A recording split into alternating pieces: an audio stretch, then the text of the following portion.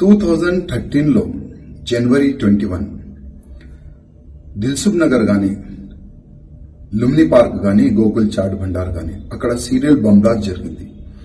ఆ బంబ్ బ్లాస్ట్ లో దాదాపు 150 మంది ఇంజూర్డ్ అయినారు. అదేవిధంగా 18 మెంబర్స్ చనిపోయినారు. ఆ బ్లాస్ట్ లో ఎన్ఐఏ పోలీసులు చాలా వాళ్ళకి నా హృదయపూర్వకంగా ధన్యవాదాలు.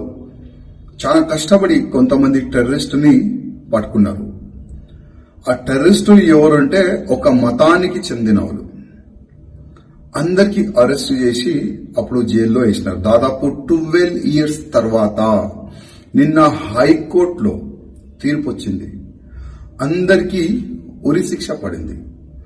నేను ఎన్ఐఏ పోలీసులకి నా హృదయపూర్వకంగా ధన్యవాదం చెప్తున్నాను. ఎందుకంటే ఒకవేళ అప్పుడు ఆ టెర్రరిస్టులు దొరకకపోతే ఇంకా ఎంతమందిని వాళ్ళు చంపేది అర్థం కాదు. అందుకోసం మన పోలీస్ ఎన్ఐఏలకి మనమందరం కూడా ధన్యవాదం చెప్పే ఇవాళ సమయం వచ్చింది. అదేవిధంగా చాలా మంది టెర్రరిస్ట్ కి సపోర్ట్ గా ఉంటారు. నేను వాళ్ళకి ఒక మాట అడగాలనుకుంటున్నా. ఆ బ్లాస్ట్ లో చనిపోయే వ్యక్తులు ఎవరు తెలుసా? చాలా పేదోలు. దిల్సుఖ్ నగర్ లో బ్లాస్ట్ జరిగింది.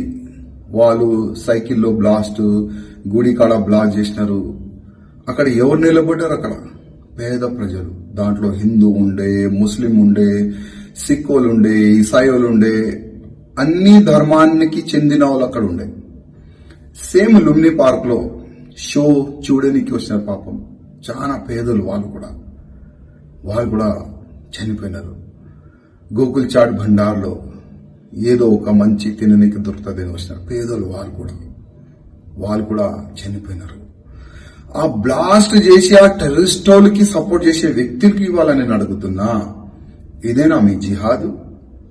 పేద ప్రజలకి సంపాలే, ఒక భయమెంత అట్లాంటి అంటే అందరు భయపడాలి అట్లాంటి ఒక మూమెంట్ తీసుకొని రావాలి, ఇదేనా మీ జిహాద్? జిహాద్ అంటే ఇదేనా అడుగుతున్నా. ఇవాళ ఇండియన్ ముజాహిద్దీన్ ఒక ఆర్గనైజేషన్ మేమే చేసినాం బ్లాస్ట్ అని వాళ్ళు కూడా అప్పుడు యాక్సెప్ట్ చేసినారు. ఆ ఆర్గనైజేషన్ కి చెందిన వాళ్ళే మొత్తం టెర్రరిస్టులు ఉన్నారు. టెర్రరిస్ట్ కి ఎవరు కూడా సపోర్ట్ చేయకండి. ఎందుకంటే టెర్రరిస్ట్ కి ఏ మతం ఏది కూడా ఉండదు అని కొంతమంది కామెంట్ చేస్తారు. అది ఎంతవరకు నిజం నాకైతే దాంట్లో వాస్తవం ఏం కనబడదు. ఎందుకంటే ఇవాళ ఈ 4 members అరెస్ట్ అయిన వ్యక్తులు పేరు మీరు చూసుకోవాలి.